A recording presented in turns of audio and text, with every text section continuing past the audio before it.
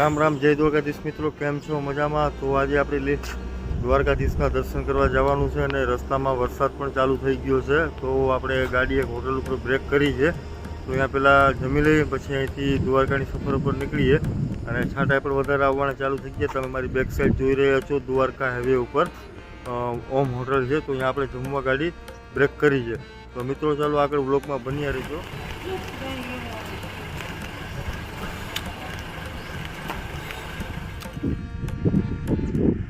વિદેશી મહેમાન દ્વારકામાં પધાર્યા છે.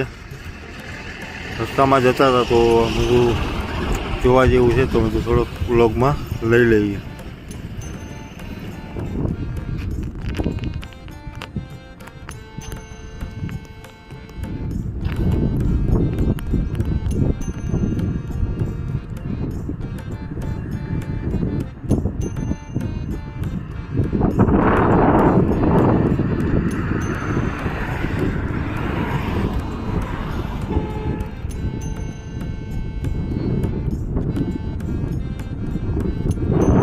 મિત્રો આપણે આવી ચૂક્યા છીએ દેવભૂમિ દ્વારકાનું નાગેશ્વર, જે 12 જ્યોતિર્લિંગમાંથી એક આ જ્યોતિર્લિંગ છે.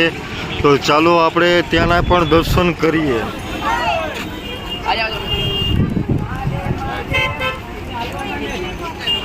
તો તેમનો પ્રવેશ દ્વાર છે.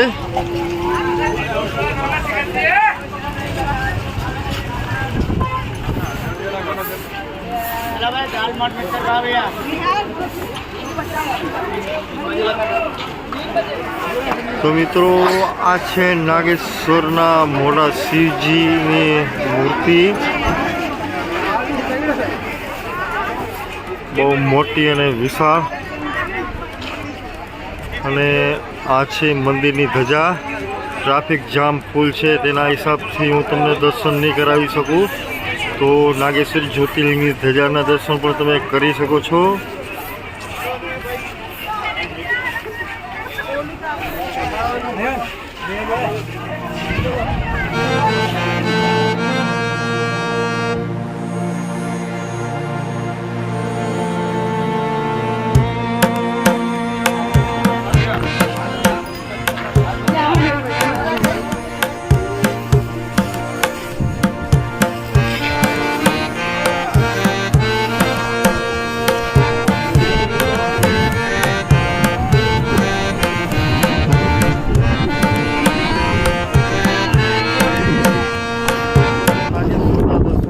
કરીને આપણે નીકળવાનું છે સુદર્શન બેટ દ્વારકા.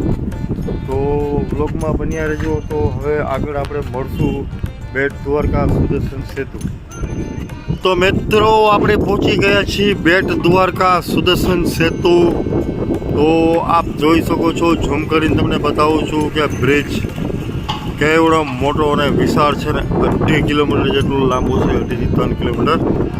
અને બે બાજુ વ્યૂ પણ જોરદાર છે. આ બાજુ તમે જોઈ શકો તો વહાણ છે અને દરિયાકાંઠો છે અને મસ્ત મજાનું સુંદર છે આ બ્રિજ.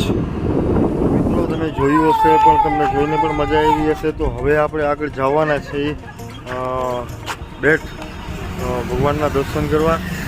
અને આપણે સાઈડમાં ગાડી પાર્કિંગ કરી છે. તમે મારી બેક સાઈડ પાછળ જોવો છો તો આપણે ગાડી પાર્કિંગ કરીને અહીંયા ફોટા શૂટ કરશું થોડાક, બરાબર? તો ચાલો લોકમાં બન્યા રહેજો.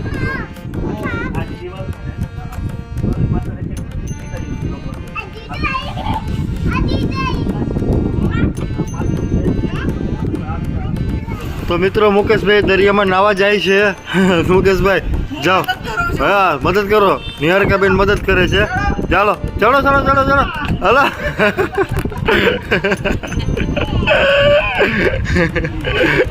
એમ ભાઈ આવું હેલું નથી, વાતું કરવી હેલી છે.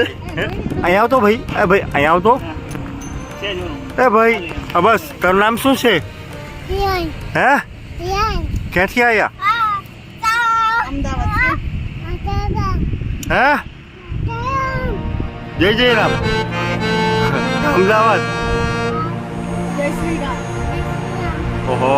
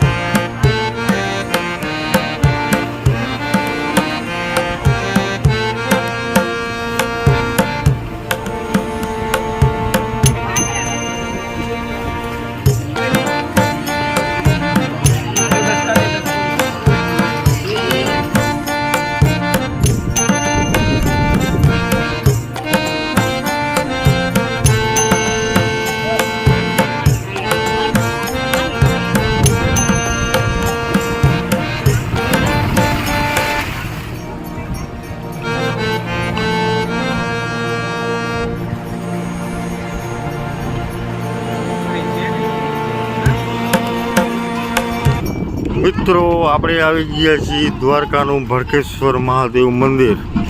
તો ચાલો આપણે અહીંયા આરતીનો સમય થઈ ગયો છે, પણ આરતી પણ ચાલુ છે, તો આરતીનો પણ લાભ લઈએ. અને આ ભડકેશ્વર મહાદેવ મિત્રો દરિયાની વચ્ચોવચ્ચ આવેલું છે અને ત્યાંના મોજા પણ આવે છે મંદિરમાં.